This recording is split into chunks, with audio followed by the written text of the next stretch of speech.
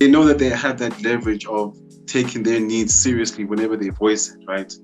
So the thing is, right, because of that, you can see that there are gender disparities when it comes to who gets cancelled and who doesn't. And I say that because when you look at female celebrities who have done similar things, cheating and all that sorts of stuff, you look at how women are very quick to go to social media to protect them and start almost like being their own self-appointed advocate. So I'll give you some examples, right? So fine, he cheated, right? But then that's got nothing to do with how he is as a presenter. But then if we're going to conflate the two, right, and say, if you're a cheater, that should affect your public image. And to an extent, it does affect your public image because then, people will deliberately make sure that they don't watch his specific time slot, and that can affect companies' money, right? But then if that's the case, right, we can take Kanye Mbao as an example, right? This chick has a history of, at a certain point, she was a blessing, destroying and breaking up happy homes and getting people's husbands to leave their wives only to be dumping that guy a month or two later because she found the next big, better deal. But here she is till this day with reality TV shows, sponsorships, deals, endorsements, and all this stuff is public knowledge. But where is the cancel culture there? Where are the same women who were voicing their opinions when it was this guy here, but then when it was Kanye, there was nothing. When it was Kelly Kumalo, there was nothing.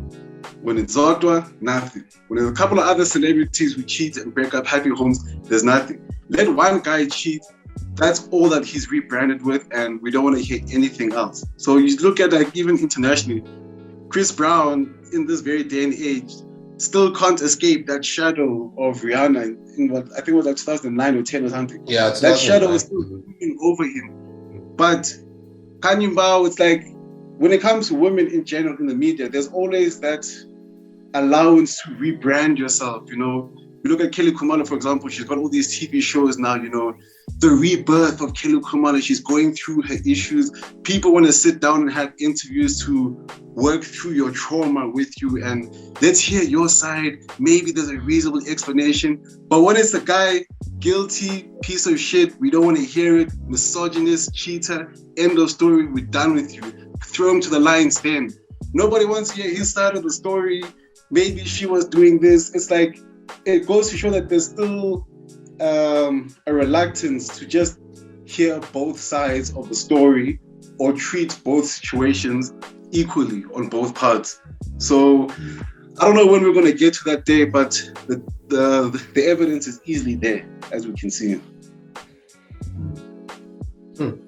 Yeah, absolutely. I'd like to agree with everything Manga says. There's clearly a bias in society. I mean, especially in the media, there is a bias towards women and a bias against men.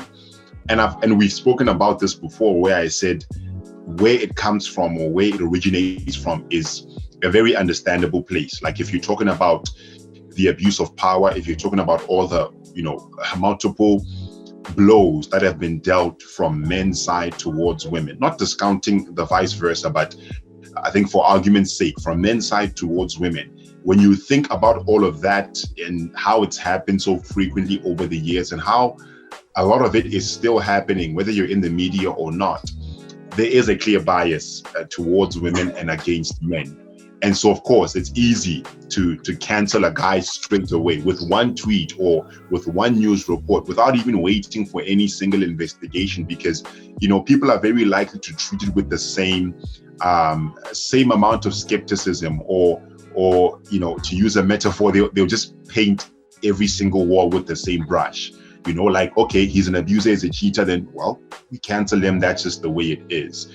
As far as, what's the guy's first name again? Katleho Mabue. Oh yeah, Katleho, yeah. As far as he's concerned as well, yes, it was harsh to cancel him early. But at the same time, that's the reality. It's not surprising. Another reason that I would like to contribute as to possibly why he could have been cancelled is his brand is very positive. it's always been positive.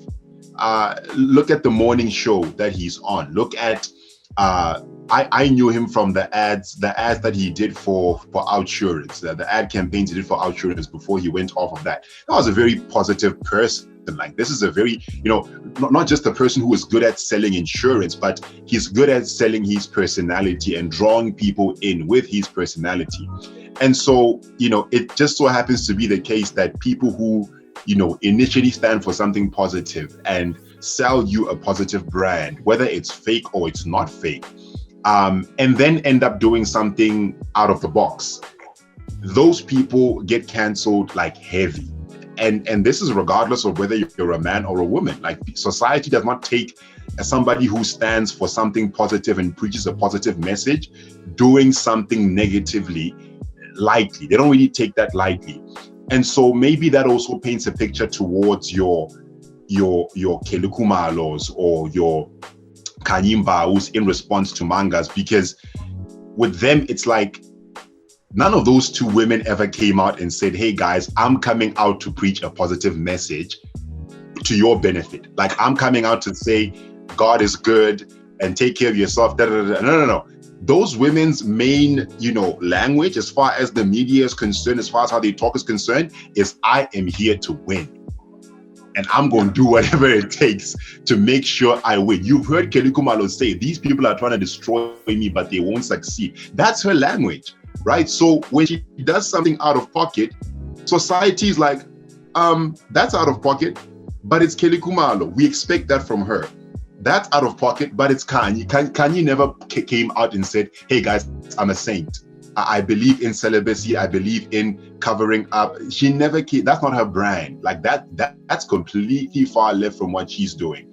And so maybe that paints, I think, an answer as to why, it was so outrageous for Katlego and for other public figures who are in a similar position to him. It's that, society seems to be, or social media society, however you want to take it, they seem to be very accepting and understanding if you do something out of pocket, but your brand aligns with it. So we're not surprised. But if you come out and you're like, I'm a saint, I believe in faithfulness, I preach, like that, to speak of an international case, that Darren Jackson guy, I don't know if y'all remember him. Darren Jackson.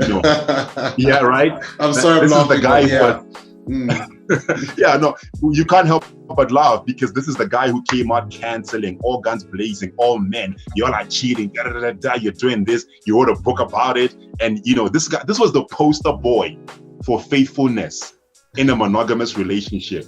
And then he comes out as a cheater. It's like, if Future does that, we're not surprised. It's Future. But if Darren Jackson does that, no, bro, what? You're telling us one thing, but you're living another. So do you see where the two images don't align and where they align as well? Yeah. What made it worse, what made it worse and so cringy about that situation is him trying to explain that away. Oh my God. Exactly. The way he tried to explain that away. Yeah. With his wife. Yeah, with his wife sitting right next to him. And I'm just like, social media was like, girl, what are you doing? Hiding behind his wife like a shield, bro. What is like, that? You're stupid. You're stupid. Like, really. That was a goofy situation. Oh, man. It was terrible. It was so cringeworthy, man. It was just insane. Yeah.